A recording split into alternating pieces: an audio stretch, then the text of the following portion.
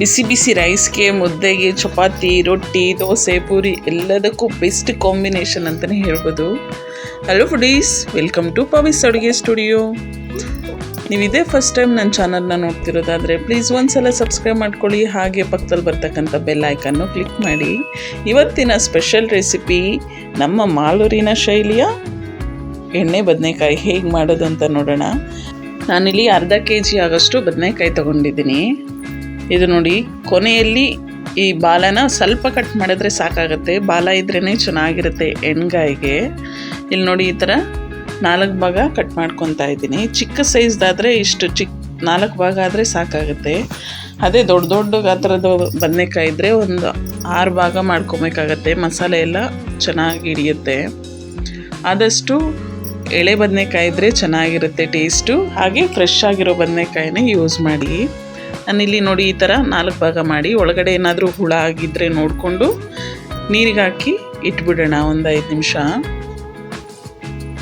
ಈಗ ಮತ್ತೊಂದು ಬಾಣಲಿಗೆ 1 table spoon ಆಗೋಷ್ಟು ಆಯಿಲ್ ಹಾಕ್ಕೊತಾ ಇದ್ದೀನಿ. ಇದಕ್ಕೆ 2 ಗಡ್ಡೆ ಆಗೋಷ್ಟು ಈರುಳ್ಳಿ, ಕಟ್ ಮಾಡಿರ್ತಕ್ಕಂಥ ಈರುಳ್ಳಿ ಹಾಕ್ಕೊತಾ ಇದ್ದೀನಿ. ಹಾಗೆ ಟೇಸ್ಟಿಗೆ ಒಂದು 6 ರಿಂದ 7 ಹಸಿರು ಮೆಣಸಿನ್ಕಾಯಿ, 1-2 ಟೊಮೆಟೊ ಕಟ್ ಮಾಡಿ ಹಾಕ್ಕೊಂಡು ಲೈಟಾಗಿ ಫ್ರೈ ಆಗಬೇಕು. ಅಲ್ಲಿ ತನಕ ಫ್ರೈ ಮಾಡಿಕೊಂಡು ಹಾಗೆ 1 ಗಡ್ಡೆ ಆಗೋಷ್ಟು ಬೆಳ್ಳುಳ್ಳಿ, 1 ಇಂಚ್ ಆಗೋಷ್ಟು ಶುಂಠಿ ಹಾಕ್ಕೊತಾ ಇದ್ದೀನಿ. ಈಗ ಇದಕ್ಕೆ 2 ಇಂಚ್ ಆಗೋಷ್ಟು ಚಕ್ಕೆ, ಹಾಗೆ 4 ರಿಂದ 6 ಲವಂಗ ಹಾಕ್ಕೊತಾ ಇದ್ದೀನಿ.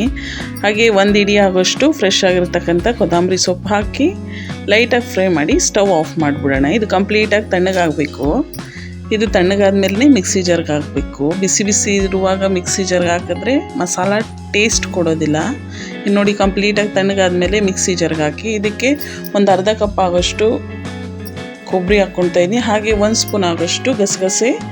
ನಾನಿಲ್ಲಿ ಮೊದಲೇ ಹಸಿರು ಮೆಣಸಿನ್ಕಾಯಿ ಹಾಕಿರೋದ್ರಿಂದ 1 ಸ್ಪೂನ್ ಆಗೋಷ್ಟು ಖಾರದ ಪುಡಿ ಹಾಕ್ಕೊತಾ ಇದ್ದೀನಿ. ನೀವು ನಿಮ್ಮನೆ ಟೇಸ್ಟಿಗೆ ಎಷ್ಟು ಬೇಕೋ ಅಷ್ಟು ಖಾರದ ಪುಡಿ ಹಾಕ್ಕೊಳ್ಳಿ.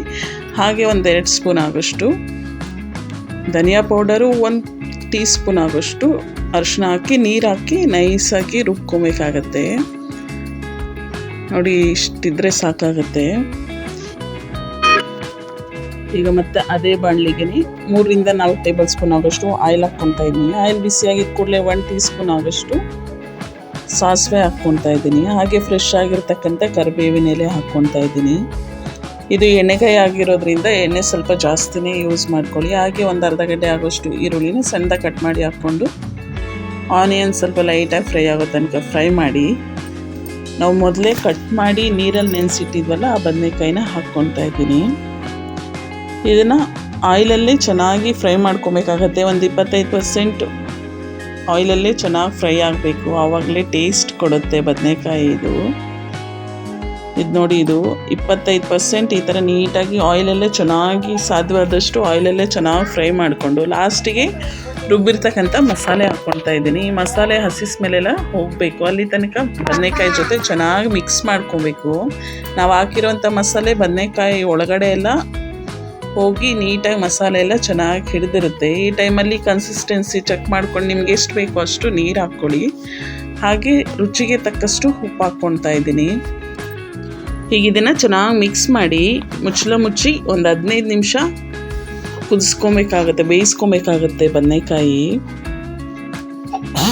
ಈಗ ನೋಡಿ, ಚೆನ್ನಾಗಿ ಬೆಂದಿದೆ ಈ ಬದನೆಕಾಯಿ ಮಸಾಲೆ ಜೊತೆ.